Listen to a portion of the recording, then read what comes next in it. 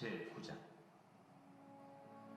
예수께서 12제자를 불러 모으사 모든 귀신을 제어하며 병을 고치는 능력과 권위를 주시고 하나님의 나라를 전파하며 앓는 자를 고치게 하려고 내보내시며 이르시되, 여행을 위하여 아무것도 가지지 말라.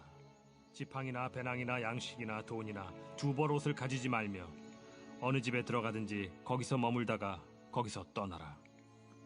누구든지 너희를 영접하지 아니하거든 그 성에서 떠날 때 너희 발에서 먼지를 떨어버려 그들에게 증거를 삼으라. 제자들이 나가 각 마을에 두루 다니며 곳곳에 복음을 전하며 병을 고치더라. 분봉왕 헤롯이 이 모든 일을 듣고 심히 당황하니 이는 어떤 사람은 요한이 죽은 자 가운데서 살아났다고도 하며 어떤 사람은 엘리야가 나타났다고도 하며 어떤 사람은 옛 선지자 한 사람이 다시 살아났다고도 함이라. 요한은 내가 목을 베었거늘 이제 이런 일이 들리니 이 사람이 누군가 하며 그를 보고자 하더라. 사도들이 돌아와 자기들이 행한 모든 것을 예수께 여쭈니 데려시고 따로 베세다라는 고을로 떠나가셨으나 무리가 알고 따라왔거늘 예수께서 그들을 영접하사 하나님 나라의 일을 이야기하시며 병 고칠 자들은 고치시더라.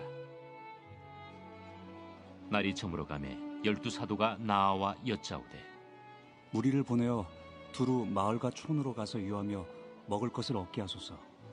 우리가 있는 여기는 빈 들이니이다. 너희가 먹을 것을 주라. 우리에게 떡 5개와 물고기 2마리밖에 없으니 이 모든 사람을 위하여 먹을 것을 사지 아니하고서는 할 수 없사옵나이다. 이는 남자가 한 5,000명 되밀어라. 때를 지어 한 50명씩 앉히라. 제자들이 이렇게 하여 다 앉힌 후 예수께서 떡 5개와 물고기 2마리를 가지사 하늘을 우러러 축사하시고 떼어 제자들에게 주어 무리에게 나누어 주게 하시니 먹고 다 배불렀더라. 그 남은 조각을 12바구니에 거두니라. 예수께서 따로 기도하실 때 제자들이 주와 함께 있더니 물어 이르시되, 무리가 나를 누구라고 하느냐? 세례 요한이라 하고 더러는 엘리야라 더러는 옛 선지자 중에 한 사람이 살아났다 하나이다. 너희는 나를 누구라 하느냐? 베드로가 대답하여 이르되, 하나님의 그리스도시니이다 하니 경고하사 이 말을 아무에게도 이르지 말라 명하시고 이르시되, 인자가 많은 고난을 받고 장로들과 대제사장들과 서기관들에게 버림받아 죽임을 당하고 제3일에 살아나야 하리라. 아무든지 나를 따라오려거든 자기를 부인하고 날마다 제 십자가를 지고 나를 따를 것이니라. 누구든지 제 목숨을 구원하고자 하면 잃을 것이요 누구든지 나를 위하여 제 목숨을 잃으면 구원하리라. 사람이 만일 온 천하를 얻고도 자기를 잃든지 빼앗기든지 하면 무엇이 유익하리요? 누구든지 나와 내 말을 부끄러워하면 인자도 자기와 아버지와 거룩한 천사들의 영광으로 올 때 그 사람을 부끄러워하리라. 내가 참으로 너희에게 이르노니 여기 서 있는 사람 중에 죽기 전에 하나님의 나라를 볼 자들도 있느니라. 이 말씀을 하신 후 8일쯤 되어 예수께서 베드로와 요한과 야고보를 데리고 기도하시러 산에 올라가사 기도하실 때에 용모가 변화되고 그 옷이 휘어져 광채가 나더라. 문득 두 사람이 예수와 함께 말하니 이는 모세와 엘리야라.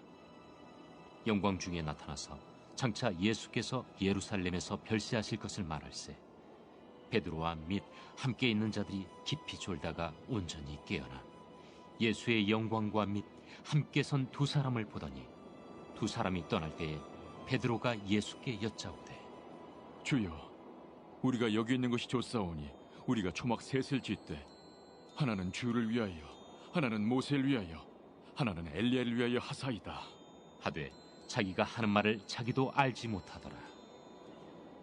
이 말할 즈음에 구름이 와서 그들을 덮는지라. 구름 속으로 들어갈 때에 그들이 무서워하더니 구름 속에서 소리가 나서, 이는 나의 아들 곧 택함을 받은 자니 너희는 그의 말을 들으라. 소리가 그침에 오직 예수만 보이더라. 제자들이 잠잠하여 그 본 것을 무엇이든지 그때에는 아무에게도 이르지 아니하니라. 이튿날 산에서 내려오시니 큰 무리가 맞을세.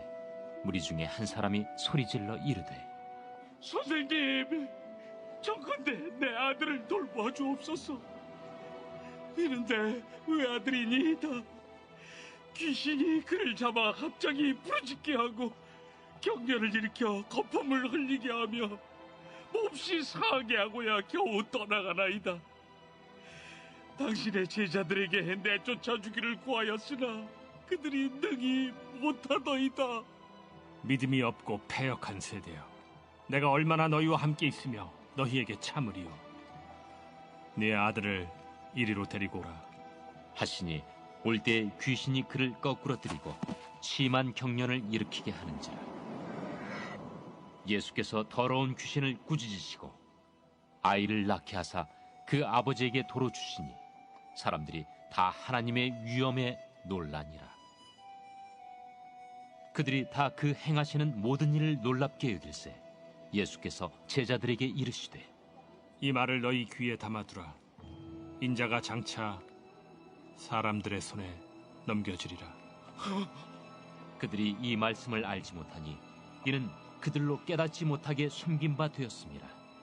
또 그들은 이 말씀을 묻기도 두려워하더라. 제자 중에서 누가 크냐 하는 변론이 일어나니 예수께서 그 마음에 변론하는 것을 아시고 어린아이 하나를 데려다가 자기 곁에 세우시고 그들에게 이르시되, 누구든지 내 이름으로 이런 어린아이를 영접하면 곧 나를 영접하며 또 누구든지 나를 영접하면 곧 나를 보내신 이를 영접함이라. 너희 모든 사람 중에 가장 작은 그가 큰 자니라. 요한이 여짜오되, 주여, 어떤 사람이 주의 이름으로 귀신을 내쫓는 것을 우리가 보고 우리가 함께 따르지 아니함으로 금하였나이다. 금하지 말라. 너희를 반대하지 않는 자는 너희를 위하는 자니라. 예수께서 승천하실 기약이 차감해 예루살렘을 향하여 올라가기로 굳게 결심하시고 사자들을 앞서 보내심에 그들이 가서 예수를 위하여 준비하려고 사마리아인의 한 마을에 들어갔더니 예수께서 예루살렘을 향하여 가시기 때문에 그들이 받아들이지 아니하는지라. 제자 야고보와 요한이 이를 보고, 주여, 우리가 불을 명하여 하늘로부터 내려 저들을 멸하라 하기를 원하시나이까? 예수께서 돌아보시며 꾸짖으시고 함께 다른 마을로 가시니라. 길 가실 때에 어떤 사람이 여짜오되, 어디로 가시든지 나는 따르리이다. 여우도 굴이 있고 공중의 새도 집이 있으되 인자는 머리둘 곳이 없도다. 또 다른 사람에게, 나를 따르라. 나로 먼저 가서 내 아버지를 장사하게 허락하옵소서. 죽은 자들로 자기의 죽은 자들을 장사하게 하고 너는 가서 하나님의 나라를 전파하라. 주여, 내가 주를 따르겠나이다마는 나로 먼저 내 가족을 작별하게 허락하소서. 손에 쟁기를 잡고 뒤를 돌아보는 자는 하나님의 나라에 합당하지 아니하니라.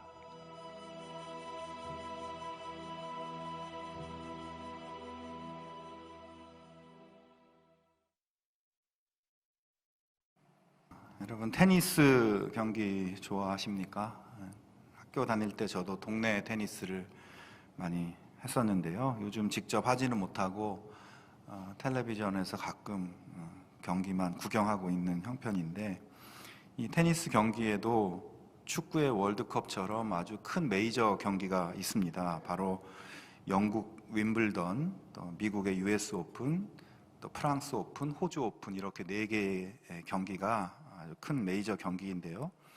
요즘 호주 멜버른에서 호주 오픈 테니스 경기가 한창입니다. 지난 2018년에 우리나라 정현 선수가 이 호주 오픈 테니스 대회에서 지금 세계 1위인 조코비치라는 선수를 우리 정현 선수가 이겼고, 그래서 최초로 준결승까지 올라갔었습니다. 그리고 이 준결승에서는 역시 세계 최고의 선수인 로저 페더러라는 선수와 대결을 했는데 그때 부상으로 아깝게 기권패를 하고 말았죠. 근데 여러분, 이 우리나라의 정현 선수가 경기에 들어가기 전에 반드시 지키는 습관이 있다고 합니다. 그것은 경기 당일에 양치질을 할 때 정확히 6번 입을 헹구는 습관이라고 합니다. 4번 헹궈도 안 되고 5번 헹궈도 안 되고 꼭 6번 헹궈야 경기가 잘 풀린다는 거예요. 이런 습관이 사실 말도 안 되는 것 같지만 선수들 자신은 이걸 지키지 않으면 왠지 질 것 같은 불안한 그런 마음이 들어서 이런 습관을 꼭 지킨다고 하죠. 운동 경기 선수들이 이야기하는 이런 습관, 징크스 또는 루틴이 선수들마다 굉장히 다양하다고 하는데 현재 세계 2위인 스페인의 나달이라고 하는 선수는 경기장에 꼭 라켓을 하나만 들고 입장을 해야 한다는 그런 습관이 있고요. 또 코트에 들어설 때 이렇게 코트에 선이 그어져 있잖아요. 근데 그 코트에 들어설 때 반드시 오른발로 선을 넘어서 코트에 들어서야만 하고, 그리고 코트에 그 옆에 휴식을 취하는 공간에 테이블이 있는데 그 위에 물병을 올려놓는데 반드시 차가운 물과 또 차갑지 않은 물 2병을 항상 올려놔야 되고, 그 물병의 상표는 항상 운동장 쪽을 바라보게 이렇게 둔다고 합니다. 그리고 또 로저 페더러라는 선수도 이런 게 있는데 이 사람은 유독 숫자 8에 집착한다고 해요. 그래서 경기에 나갈 때 항상 이 사람은 8개의 테니스 채를 라켓을 들고 가고, 또 세트가 끝날 때마다 코트에 물병이 꼭 8개가 있어야 되고 수건도 반드시 8개가 있어야 된다. 이런 루틴을 가지고 있다고 해요.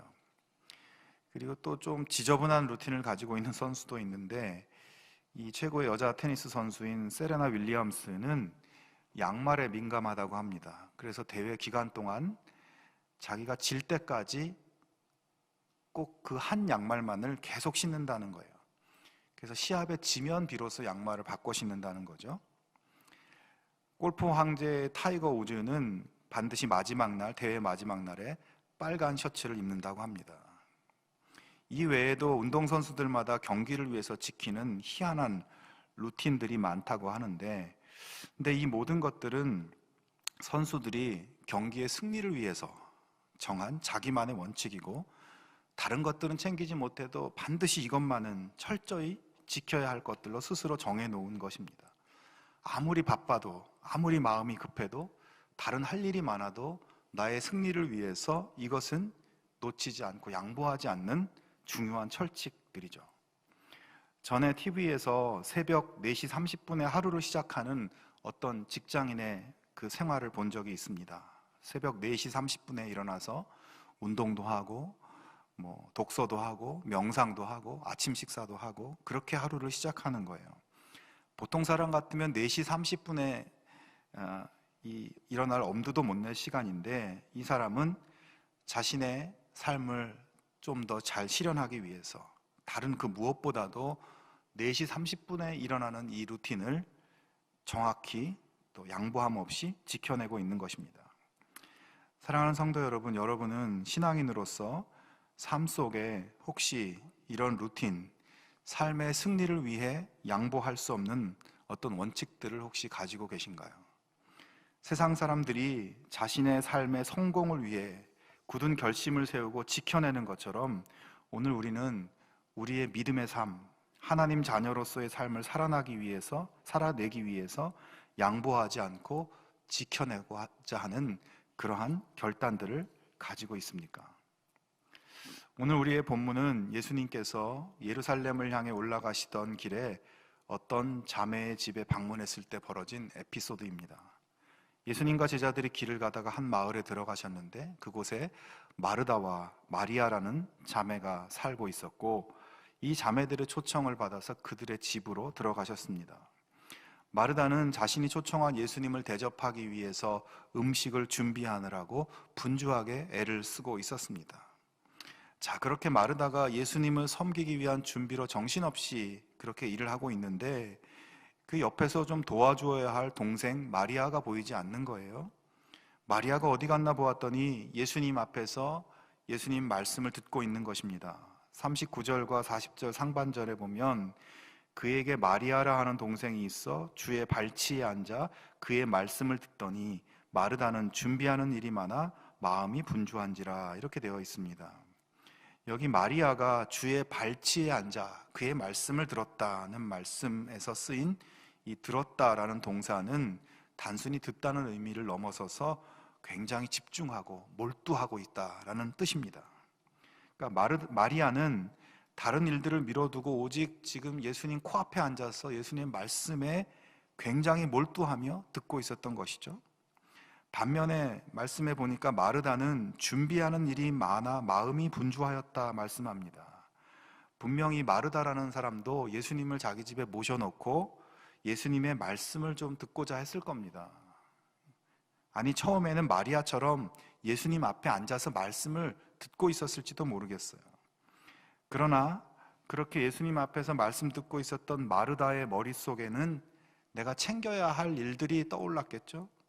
예수님의 말씀도 들어야 되고 예수님의 일행들의 식사도 준비해야 되고 혹시 자기 집에서 하룻밤 주무시고 가신다면 이 숙소도 좀 준비해 드려야 하는 것입니다. 그렇게 마르다는 해야 할 일, 챙겨야 할 일이 많아서 굉장히 어수선하고 분주한 상황이었죠. 아마도 마르다는 예수님 앞에 앉아서 말씀을 듣다가 안절부절하지 못하고 부엌에도 갔다가 방 청소를 하러 갔다가 그렇게 정신없이 분주한 상태였던 것으로 보입니다.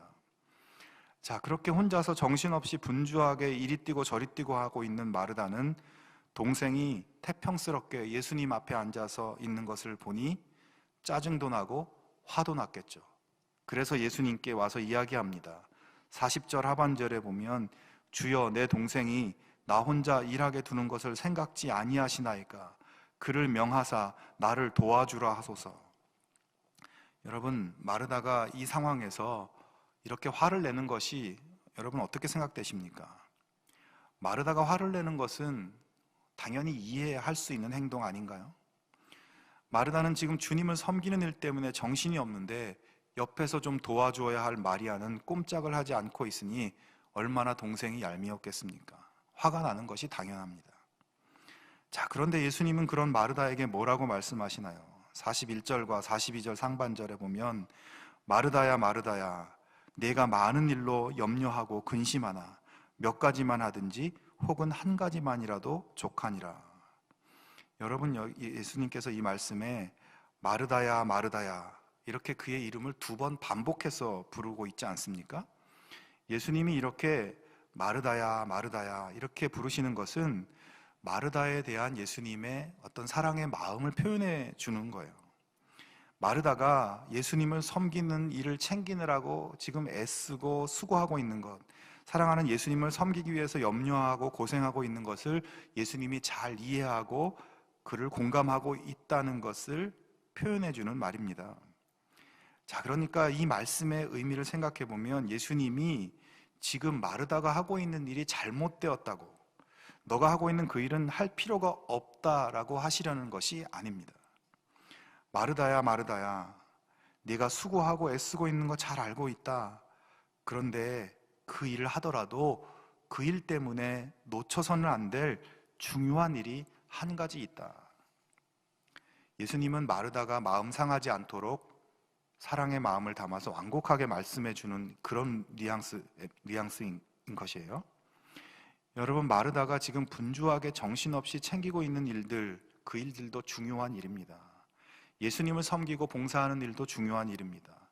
그러나 한 가지 일, 즉 예수님의 말씀을 듣는 일이 더 중요하고 우선적으로 해야 하는 일이라는 것이에요. 예수님은 마르다가 하려는 일이 잘못되었다고 비난하고 그를 책망하는 것이 아닙니다.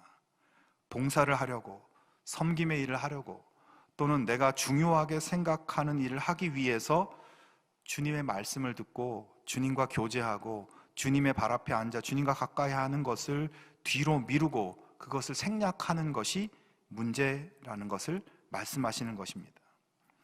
여러분, 지금 마르다에게는 중요하게 생각하는 2가지가 있었습니다. 첫 번째는 음식 장만하는 일, 섬기는 일, 자기가 생각할 때 급해 보이는 일, 이게 중요했어요. 또 한 가지는 예수님 말씀 듣고 예수님과 교제하는 일, 이 2가지가 마르다에게 다 중요했습니다. 하지만 그 2가지 중에서 예수님보다 일하는 것에 더 우선순위를 두고 분주하게 지내고 있었던 것입니다. 예수님을 모셔서 영적으로 공급받는 것을 잠깐 포기해두고 다른 일들에 몰두하고 있어요. 지금 너무 바쁘니까 주님의 음성을 듣고 주님과 시간을 보내는 일을 생략하고 있는 것입니다. 여러분, 신앙생활하면서 이 땅에서 우리가 살아가는 일, 직장 생활하고 학교 생활하고 가정 생활하고 교회에서 어떤 봉사 활동을 하고 그렇게 합니다. 나에게 주어진 많은 일들이 있습니다. 그런 일 모두 하나하나가 다 중요한 일들이에요. 그리고 또한 예수님의 말씀을 듣고 묵상하고 기도하고 예배드리고 가정에서도 예배를 드리고 영적으로 교제하는 것 중요합니다. 두 가지 다 중요합니다. 우리는 이 두 가지에 모두 균형이 잡혀 있어야 하고 잘 감당할 수 있어야 합니다. 그런데 우리는 혹시 그 균형을 잃어버리고 살고 있지는 않습니까? 우리가 분명히 일을 해야 할 시간, 섬기고 봉사해야 할 시간이 있습니다. 반면에 주님께 귀 기울여야 할 시간이 있고 주님께 예배하며 집중해야 할 시간이 있습니다. 그런데 우리 삶을 들여다보면 그런 일들 중에서 가장 먼저 포기되고 생략되고 뒤로 미루어지는 것은 혹시 예수님이 아닙니까? 하루에 세 끼 밥을 챙겨 먹고 건강을 위해 운동을 하고 돈을 벌기 위해 신경 쓰며 바쁘게 일하면서 그렇게 살면서 너무 분주해서 너무 시간이 없어서 예수님은 뒤로 미뤄지고 있지는 않습니까? 여러분, 오늘의 말씀은 일하지 말고 봉사하지 말라는 것이 아닙니다. 우리의 삶의 균형이 너무 세상 살아가는 일, 내가 좋아하고 내가 하고 싶은 일, 내가 챙겨야 할 일에 쏠려 있지 않은지 돌아보라는 것이에요. 그래서 내 삶의 우선순위이고 중심이어야 할 예수님이 내 삶에서 자꾸 변두리로 밀려나고 자꾸 생략되고 있지는 않은지 생각해 보라는 것입니다. 어떤 교회에서 매년 창립주일을 기념하면서 성도들이 바자회를 했어요. 여러 가지 음식 장터도 열리고 의류 장터도 열리고 생필품 장터도 열렸습니다. 성도들이 이 바자회를 연간 계획으로 정하고 그걸 준비하느라 몇 달 전부터 세부 사항을 짜고 그렇게 애를 썼습니다. 그 하루 전날 바자회를 위한 모든 세팅을 마치고 다음날 주일 아침 일부 예배를 일찌감치 드리고 나서 끝나자마자 교회 마당으로 달려나와 바자회를 시작하는 것입니다. 정말 전심으로 열심히 장사를 합니다. 하루를 그렇게 정신없이 마치고 나서 모여서 결산을 합니다. 먹거리 장터에서는 얼마를 팔았고 옷을 얼마나 팔았고 생필품을 얼마나 팔았고 결산을 하면서 뿌듯해하기도 하고 자랑스러워하기도 하고 아쉬워하기도 하면서 그렇게 주일을 마감합니다. 그날 벌어들인 이익금은 모두 선교를 위해서 쓸 거라고 자랑스럽게 발표를 합니다. 이날 분명히 그 성도들은 예배를 드린다고는 했지만 예배당에 앉아있기는 했지만 마음은 온통 교회 앞마당에 벌려놓은 장터에 가 있었습니다. 찬송을 제대로 부르지 못했고 말씀이 제대로 들리지 않았습니다. 전부 예배를 마치자마자 총알같이 뛰쳐나갈 생각에 꽉 차 있었습니다. 오늘 해야 할 일에 마음이 어수선하고 분주하고 염려되어 주님께 예배하는 일이 소홀해졌습니다. 주님께 드리는 진실한 예배는 생략되었어요. 교회에 주님 만나러 온 성도는 없고 일하러 온 성도들 뿐이었습니다. 여러분, 교회에서 봉사하면서 그리고 이 땅에서 삶을 살아가면서 우리에게 요구되는 것들을 충족시키기 위해서 우리는 많은 시간과 노력을 드립니다. 우리가 일에 치이고 먹고 사는 일에 분주하고 나에게 맡겨진 것들을 책임지느라 힘들면 힘들수록 우리는 더 예수님을 챙기고 말씀을 챙기고 기도 시간을 놓치지 말고 해야 합니다. 그것이 사는 길이에요. 무한하신 능력의 하나님으로부터 오는 영적 자원들이 나에게 흘러 들어오는 그 시간을 제일 먼저 미루고 희생시키는 어리석은 선택을 여러분 중단하실 수 있기를 바랍니다. 이 시간 조용히 사는 문제로 바쁘고 짜증나고 힘들고 염려하고 분주하던 우리의 생활 패턴에 우리가 꼭 지켜야 할 중요한 영적 습관, 영적인 나만의 루틴을 결심해 보기 바랍니다. 미뤄오고 생략해오던 주님과의 시간을 내 삶에서 반드시 지켜야 할 어떤 철칙으로 그 운동선수들처럼 그렇게 세워볼 수 있기를 바랍니다. 나의 삶에서 내가 승리하기 위해서 이 인생 경기에서 우승하고 금메달을 따기 위해서 나는 반드시 매일매일 성경 말씀을 한 장씩 읽고 매일매일 하나님 앞에 10분씩 기도하고 그렇게 하루를 살겠다. 아무리 바쁘고 아무리 피곤하고 아무리 분주하고 아무리 속상한 일이 있어도 나는 주님과의 시간을 미루지 않고 생략하지 않고 이것만은 내가 꼭 지키겠다 하는 영적 생활의 결단을 여러분 이 시간 꼭 세우실 수 있기를 바랍니다. 나는 오늘 예배 끝나고 목사님 말씀 잘 듣고 조용히 예배 끝나고 나 혼자 해보겠습니다. 이렇게 생각하지 마시고 지금 이 예배당에서 나가시기 전에, 예배가 끝나기 전에 여러분 마음속으로 결단을 하실 수 있기를 바랍니다. 분명히 여러분의 삶이 바뀌기 시작할 겁니다. 변화가 시작될 것입니다. 하나님이 주시는 영적 축복이 여러분의 삶 가운데 채워지기 시작할 것입니다. 세상이 줄 수 없는 기쁨이 생기고 하나님의 은혜로 내 안이 충만해지는 그런 은혜가 여러분들 삶 가운데 있기를 축원합니다. 마지막으로 오늘 본문에 마르다의 태도에서 한 가지만 더 짚어볼 것이 있습니다. 마르다가 가지고 있던 또 한 가지의 문제점은 그녀가 자신의 바쁘고 분주한 상황에 대해서 예수님께 불만을 이야기할 때 동생 마리아의 행동, 마리아가 가지고 있는 그의 우선순위에 대해서 평가하면서 비난하면서 예수님께 이야기한 그런 부분이에요. 마르다는 이렇게 생각했습니다. 아니 이렇게 바쁜데 이 마리아가 어디 갔지? 지금은 예수님 앞에서 저러고 있을 때가 아니라 나를 좀 도와줘야 될 때인데 저 녀석이 지금 뭐 하고 있는 거지? 여러분, 마르다는 분명히 가치 있고 중요한 일을 하고 있었어요. 예수님을 위해서 가치 있고 중요한 일을 하고 있었어요. 예수님께서 마르다가 너가 하고 있는 그 일이 잘못되었다고 그런 일을 하지 말라고 하시는 것이 아닙니다. 마르다는 그렇게 나름 가치 있는 일을 하고 있으면서도 그런 상황에서 자신의 기준을 가지고 마리아를 평가하고 마리아가 잘못됐다고 판단하고 있는 것이에요. 지금 마르다가 하고 있는 일이 문제가 아니라 동생 마리아를 향한 비난과 분노, 이것이 더 큰 문제였던 것이에요. 여러분, 우리가 삶을 살면서 그리고 교회에서 봉사도 하면서 다른 사람들의 행동을 평가하는데 솔직히 얼마나 많은 에너지를 소비하며 살고 있습니까? 저 사람은 이게 문제고, 저 집사는 이게 문제고, 교회가 이게 문제고, 이 교회 저게 문제고, 내게 맡겨진 일, 내게 주어진 일, 내가 해야 할 일을 하면서 내가 너무 힘들고 바쁘고 분주하면 하나님께 도와달라고 기도하고 하나님께 지혜와 힘을 달라고 기도하고 그리고 또 자기 자신을 들여다보면서 내가 놓치고 있는 것이 무엇일까? 내가 무엇을 잘못하고 있는가? 하나님이 나에게 원하시는 것은 무엇일까? 이렇게 스스로를 반추하고 하나님께 묻고 이렇게 하는 것이 아니라 내가 힘들고 고달프면 가장 먼저 남을 보기 시작합니다. 주변 사람들을 쳐다봅니다. 처음에는 쳐다보다가 나중에는 노려봅니다. 주변을 평가하고 뒷담화를 하고 화를 내고 분노하고 폭발합니다. 남의 행동을 평가하는 시간과 노력을 하나님 앞에서 서려고 노력하고 나 자신의 행동을 돌아보는 데 사용한다면 우리 자신은 정말 많은 발전과 성장을 하게 될 것입니다. 여러분, 우리는 평가하는 사람이 아닙니다. 평가는 하나님이 하십니다. 우리는 주님과 깊이 교제하고 주님이 주시는 힘으로 진실하게 열심을 다해 맡겨진 삶을 살아내면 열매는 주님께서 거두게 하실 것입니다. 여러분, 내 주변의 모든 사람들은 내가 사랑할 대상일 뿐이다, 이렇게 생각하기 바랍니다.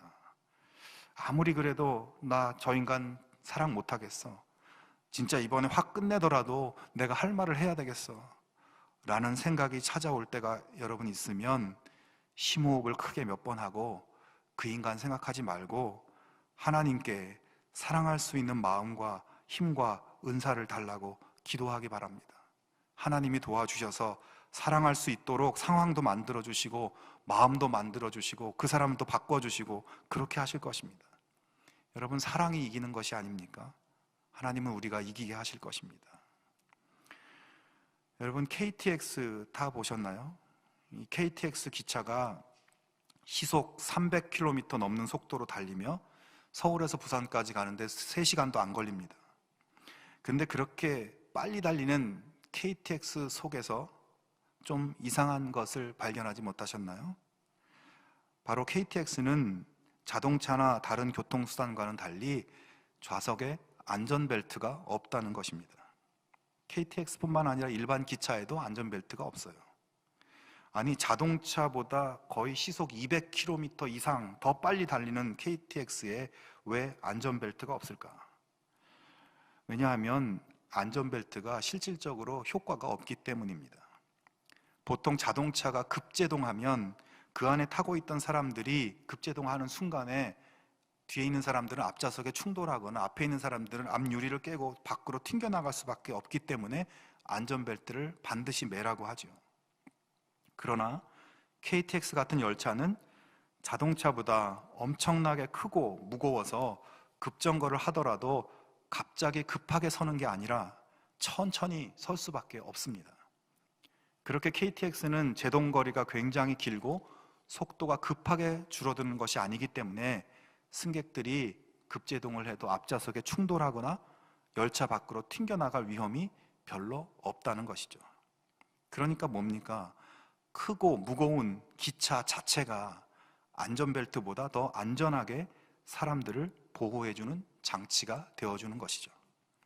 실제로 영국의 철도안전표준위원회가 연구한 바에 따르면 열차 내에서 안전벨트를 착용한 상태에서 사고가 발생하면 기차가 탈선하거나 충격으로 찌그러질 때 이 안전벨트 때문에 탈출을 할 수가 없어서 사망자가 약 6배 이상 증가할 수 있다라고 보고하고 있어요. 사랑하는 여러분, 우리가 예수님이라는 안전한 기차 안에 있으면 사실 우리는 크게 염려하지 않고 목적지까지 갈 수 있는 것입니다. 기차 안에 몸을 싣기만 하면 되는 거예요.